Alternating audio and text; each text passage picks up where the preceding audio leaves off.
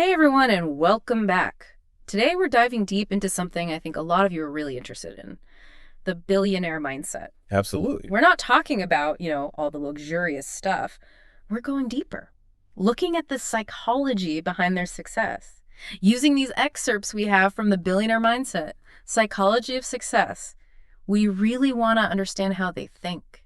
Yeah, and what's really interesting is that so many of these traits aren't about being some kind of genius. Right. It's more about skills and ways of thinking that they've developed. So they're learned. Yeah, exactly. So if they can do it, why can't we?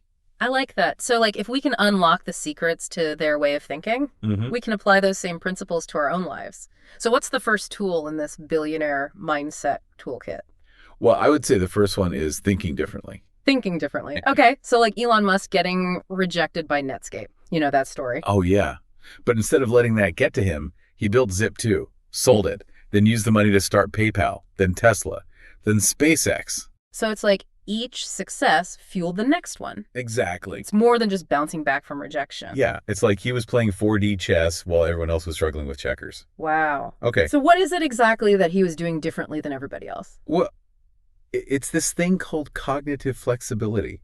Okay. It's the ability to adapt and think creatively. So, being able to change your mind or change your way of thinking. Yeah, think of it like hitting a mental reset button. So when you hit a setback, you don't see a dead end. You see an opportunity. Okay, so less woe is me and more how do I solve this puzzle? Exactly. That change in perspective can make a huge difference. Okay, I love it. Tool number 2, risk taking. Quitting your job on Wall Street to start an online bookstore in your garage. Right. Who would do that? Well, that was Jeff Bezos. That was Jeff Bezos, and everyone thought he was nuts. Yeah. But now Amazon is worth like over $1 trillion. It's crazy how that worked out. But there's some interesting neuroscience behind all of this. The amygdala, that part of your brain that triggers fear. Well, it's less active in these really successful risk takers. So they don't just ignore their fear, their brains are actually wired differently. It seems that way. Yeah. They're better at managing risk. They see opportunity instead of just getting scared. But I'm no Jeff Bezos. How can I train my brain to be more comfortable with risk? Well, you can start small. Take calculated risks every day. Okay. Even if it's just like trying a new recipe or speaking up in a meeting, that discomfort. Yeah. That's your brain learning to be more flexible. Okay, so baby steps out of the comfort zone. Got it. All right. Let's talk about something that always seems a little mysterious. Obsession. Warren Buffett. He reads 500 pages a day at 93 years old. Wow, that's incredible. And Kobe Bryant, he used to practice for 6 hours before team training even started. Wow. It's not just about putting in the hours, right? Right. It's about this love for the process. Exactly. Think about your brain's reward system. That rush of dopamine you get when you achieve something. Well, billionaires, they tap into that. They rewire their brains to love the grind. Okay, so it's not about some distant finish line. It's about enjoying the journey. It really is. That seems counterintuitive, especially when we're always told, find your passion and it'll be easy. Right. But it's not always easy. And that's where we can all learn from this. What do we focus on celebrating those small wins? Finishing a project or reaching a personal best at the gym. Those little bursts of dopamine make the whole process more enjoyable. Okay, so next time I'm tempted to skip the gym, I should remember I'm training my brain to love the effort. Yeah. I like that. Okay, billionaires, they're not just obsessively working, they're also visionaries, right? Steve Jobs, he wasn't just building computers, he wanted to change how we interacted with technology. And that brings us to another powerful tool, the reticular activating system. RAS. The RAS. It's like a filter in your brain that determines what you pay attention to. You know how when you buy a new car, you suddenly start seeing that same car everywhere you go? Right. That's exactly it. Is that the RAS? That's your RAS in action. Your brain was primed to notice it. And for billionaires, they have this clear vision, and their RAS helps them spot the opportunities that other people might miss. Their brains are always scanning for things that align with their goals. So having a clear vision is like programming your brain to see the path forward. It really is. But how do we actually make this work in our own lives? Well, write down your 5-year vision. Be super specific and read it every day. Every day. Every day. That's how you prime your RAS. You become a magnet for the things that you need. Okay, so I need to ditch the be successful goals and get laser focused on what I really want. Yes. Get rid of the vague stuff. This is starting to feel less like a deep dive and more like a treasure hunt for these hidden mental tools. Right. It's exciting. Okay, so we've covered thinking differently, risk-taking, obsession, and vision. Yeah. What else is in this billionaire toolkit? Okay, this one might surprise you. Emotional intelligence, or EQ. Yeah. We often think about billionaires as these tough negotiators, but there's more to it than that. Bill Gates, for example, credits a lot of his success to reading How to Win Friends and Influence People. Okay, so it's not just about understanding numbers, it's about understanding people. Are you telling me I need to brush up on my small talk? It's more than small talk. Yeah. It's about mastering EQ. There are 3 core skills you need: self-awareness, empathy, and communication. Okay, I'm definitely intrigued. Let's unpack this a bit further. Right, let's do it. What do those skills actually look like in practice? Well, self-awareness is about understanding your own emotions and how they impact your actions. Empathy is all about tuning into other people's emotions, understanding their point of view. And then communication.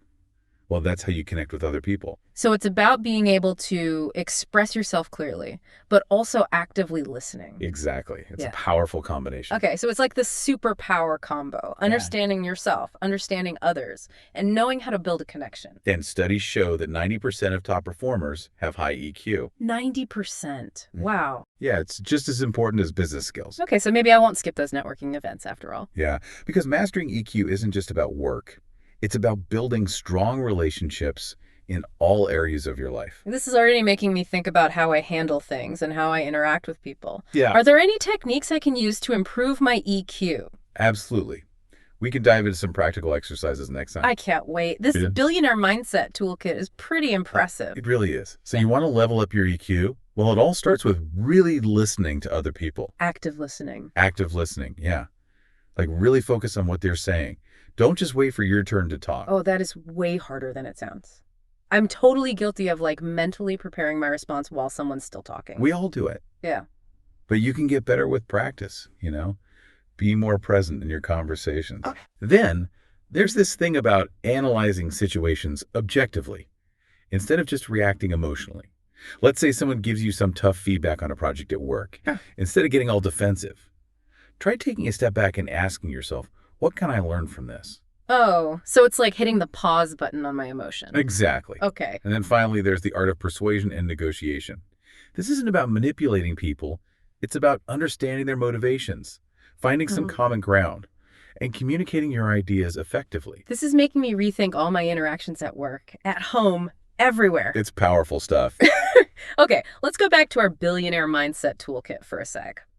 We've got thinking differently, risk-taking, obsession, vision EQ.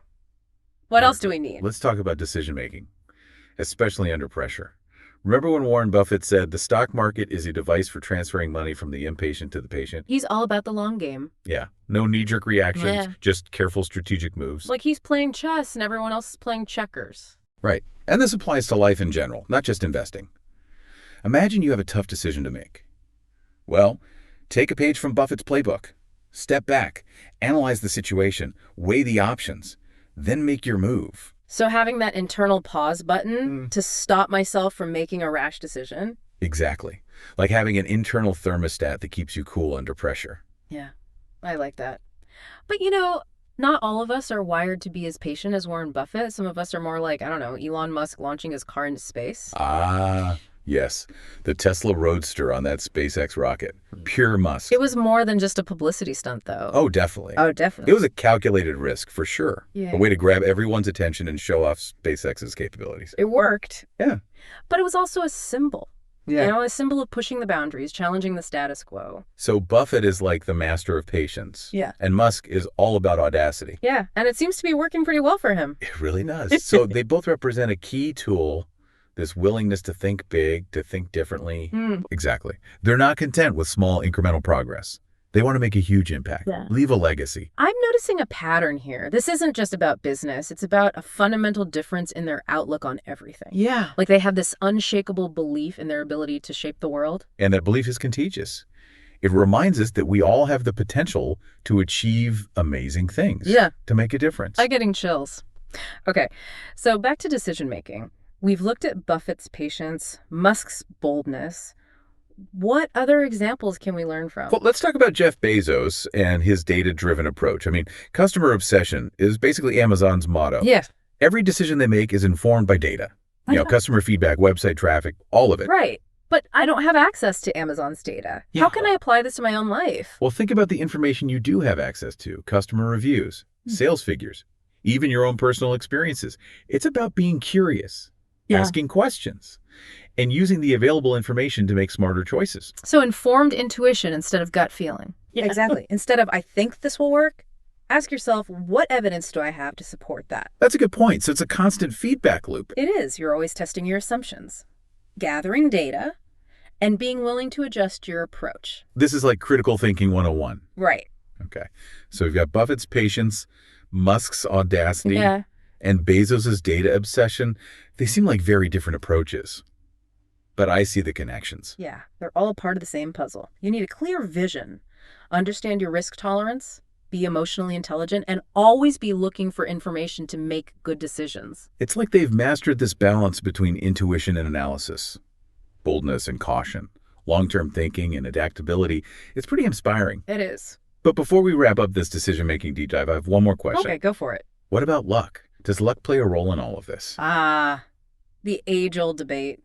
Nature versus nurture, hard work versus good fortune. Right. Yeah. Some people might have a head start, but that doesn't diminish their effort, their resilience, their determination. So it's not just about being in the right place at the right time. It's about having the mindset and the skills to seize the opportunity when it comes along. Exactly. It's preparedness meets opportunity. Right. These billionaires have cultivated this environment that breeds success. They're always learning, adapting, putting themselves out there. So it's less about hoping to win the lottery and more about creating your own luck. That's a great way to put it. I like that. It's not passive, it's active. And that's what's so powerful about this whole billionaire mindset thing. Yeah. It's not about envying their money. It's about understanding their principles, their habits, their way of thinking. Which we can all learn from. Exactly. This is making me rethink my whole approach to success. Okay, I'm ready for the final chapter in this billionaire mindset saga. What other insights can we glean from the billionaire mindset? Psychology of success. As we've been talking about this billionaire mindset, I've been thinking about something. What's that? Well, we've talked about how they think, how they take risks, their obsession, their vision, their EQ, even their decision making. But there's one thing we haven't really touched on yet. I wonder if you're thinking about the same thing I am. Their networks. Their networks, yeah. It's not just about having a huge list of contacts. There's got to be something more to it, right? Oh, absolutely. Billionaires, they don't just collect contacts. They build these really powerful alliances. Alliances. Yeah, they surround themselves with smart people, people with different perspectives who can challenge them and push them to think bigger. So it's like their own personal brain trust. Mm-hmm. A team of advisors and collaborators. Like their own Justice League. Yeah, exactly. Each person brings something unique to the table. This makes me think about Bill Gates and Warren Buffett. They're both incredibly wealthy, but they're also really good friends. They're always bouncing ideas off each other. Right. They know how valuable it is to have someone they trust, someone who can offer a different point of view. Someone who can point out their blind spots. Exactly. This is a good reminder that success isn't a solo mission. It's about collaborating with others. And learning from other people. Right. And it's something we can all do. Be more intentional about the relationships we build. Find people who inspire us and challenge us. Surround yourself with people who will help you grow. So instead of trying to climb the ladder alone, we should be building a network that helps us all rise together. I like that. Yeah. And it all comes back to the core of the billionaire mindset. It's not just about money. It's about living a rich and meaningful life. A life full of purpose and impact. This has been an incredible deep dive. I feel energized and inspired. Me too. But before we go, I want to leave our listeners with one final thought. Okay, what is it? The road to success is never a straight line. There are going to be bumps along the way. Challenges, setbacks. Exactly.